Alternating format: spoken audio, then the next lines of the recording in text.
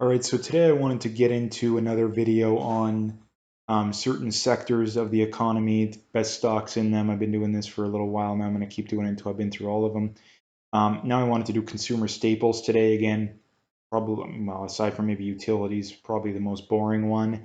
But this is a very, rotational kind of sector, right? When the economy's down, this is one that it's not necessarily going to do great, but it's going to do better than virtually all other ones. And this is something that we're probably going to see going forward. We've seen it over the last year or so, a sector that's done decent. And again, in a recession right now, things are looking very uncertain over the next 6 months to a year. This is a sector that I think, again, you're never going to get rich on anything in here. Um, well, there's one company maybe, but at least that I'm going to point out that I think you can do decent. But um, it's going to save you. Rather than being down 30% in tech, you can be down 5% in consumer staples, right? That's kind of the point. But again, the first company, not necessarily a huge fan of it, but again, Procter and Gamble, when you think of consumer staples, this is the company most people think about. Like I say, not going to get you rich by any means, but again, in these uncertain times, it's going to be the biggest company in this sector. And again, if you look over the long run, this is the kind of company that seems to always make higher highs and higher lows, right? So again, over the long run, this is actually a decent company to hold. Again, it is arguably a little bit expensive right now, but again, if your goal is to shield against a potential crash, this is a pretty solid company to get into. As far as other ones go, Tyson Foods, this is another good one, I think, because again, we have blooming food shortages, and this is a company that will benefit from that. Again, decent dividend, not crazy expensive right now, I don't think. Again, they're just producing foods, right?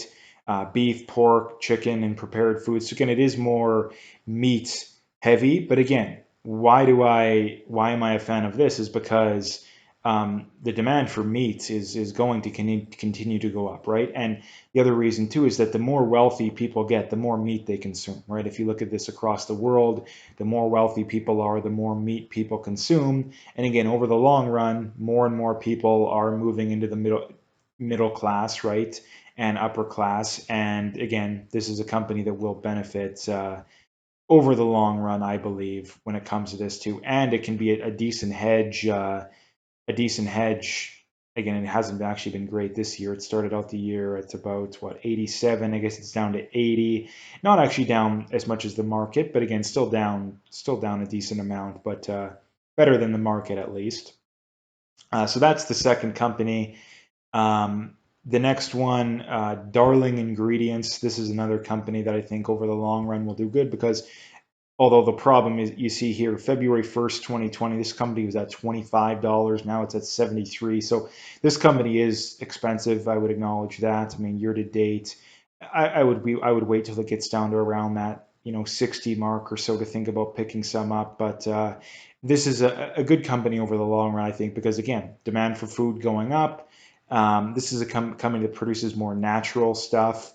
But again, the demand for all of this stuff is going up, right? The demand for all of this stuff is going up. So I think this is a company that's going to do decent. And again, if you look at their numbers here, again, 20% return on equity, 17% operating margin, earnings are expecting to grow quite a bit, and they're above all the moving averages, right? I mean, how many companies are above all the moving averages right now? At least the 200-day.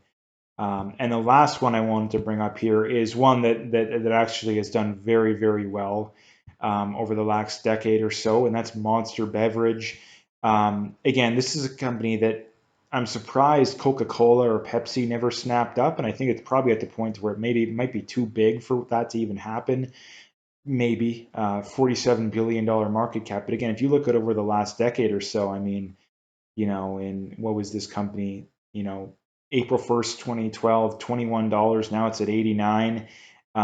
Peaked at about, let's see how high, I think it was about just under 100 this company got to. So, but again, if you look over the long run, this is a company that's done very well.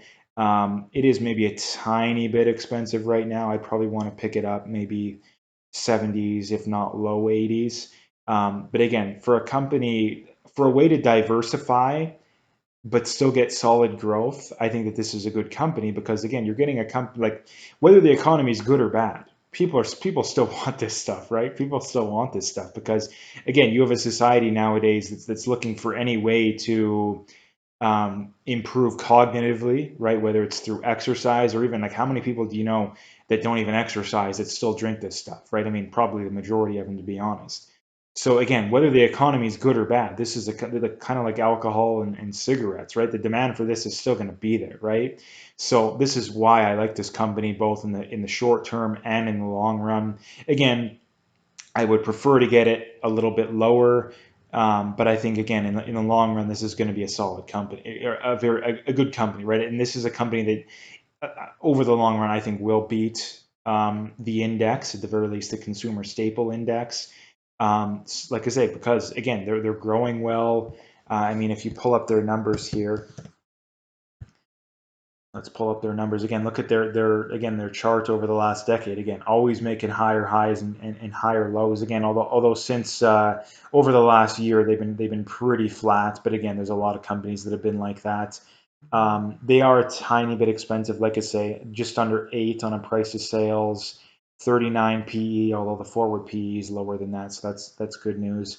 Return on equity, 21%. Operating margin, again, 29%. This is something you want to see. They don't pay a dividend though, which is something that's a little bit odd. I'm kind of surprised they're not paying a dividend. But again, if that's going towards share buybacks and stuff like that, okay, that's fine too. Um, but again, they're going to grow earnings. They're again not perfect, not the greatest company in the world, but a company that I think is going to do well, right? So again, those are my companies from consumer staples that I think are going to do well. In the short run, I'd probably lean more towards the Procter and Gamble's of the world, but in the long run, I think it's going to be Monster.